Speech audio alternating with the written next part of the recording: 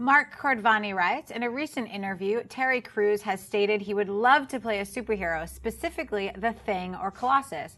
He went on to say how Hollywood needs more black superheroes. Regarding Terry Crews, I think he would make a good Thing. He would bring a much-needed comedic presence to the character. Furthermore, with Michael B. Jordan possibly playing the Human Torch, you have these two characters actually be brothers, and not figuratively, because the Fantastic Four are supposed to be a family. What are your thoughts on more black superheroes, and specifically Terry Crews? Well, I mean, there's two separate issues there where you're talking about. Let's address the first one is like, do we need more black superheroes? Yes, we need more black superheroes. We need more, just in general, we need more non-white superheroes because they're all white. I can relate with that. Yay, white superheroes. But we need more non-white superheroes. And look, everybody knows I have no problem at all with changing race of a character if the race isn't a key essential element. Don't make Black Panther a Japanese guy. Because that is him, him being his race is kind of a key essential element to who he is. But I was totally cool with him. I loved Michael Clark Duncan as Kingpin. They changed him to a black hair. I'm totally cool with that. But I don't think the answer in getting more black superheroes is necessarily just taking existing superheroes and changing the race. Although I think there are superheroes you can do that with, and I think it would be fine. I think it needs to start on the comic book level. And I think the comic books need to start giving us more black superheroes. And then have the movie world pick them up and run with it. Now, let's get to the second part of your question about Terry Crews.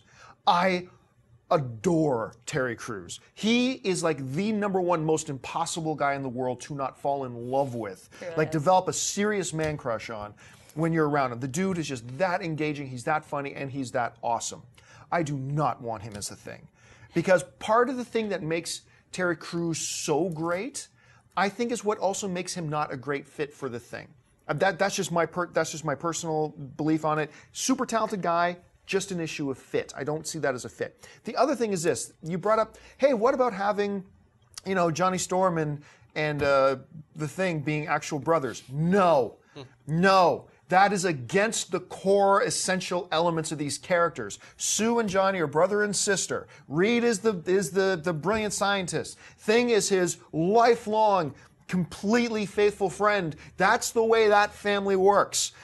Johnny Storm and the Thing aren't brothers. Don't change that core essential element. That's just the way I see it personally. Dennis, what do you think? Yeah, I think they definitely need to have more black superheroes and minority superheroes in general. Yeah. But I agree that comic books is a good way to start, but they do need to fill the void of the ones that are, more well known in terms of like the Black Panther or Luke Cage and stuff like that. Where are they? As far as Terry Crews, I also think he's very charismatic. He's a really fun guy. I don't see him as a fit for any of the superheroes, to be honest. I'm thinking more of an Idris Elba, Michael B. Jordan, a Chiwetel Ejiofor. Yeah, he's amazing. Like those actors. Terry Crews, he would just take me out of it, I think. Like, it'd just be, because superheroes, you already have to kind of suspend your disbelief, your belief first for the whole movie. And having him in one of those roles, it's a little hard to do that. I could just see him now if he was some superhero ripping his shirt off and then doing that. What's that soap commercial he did? Or no, the Old Spice. Old Spice we're showing and popping his special power and then going to do something. Amy Rose, what about you? What do you think about Terry Crews as a superhero? First of all, Terry Crews, you nailed that. How can you not love this man? He's awesome. He's so adorable and charming and just likable. And I interviewed him for Cloudy with a Chance of Meatballs too, right?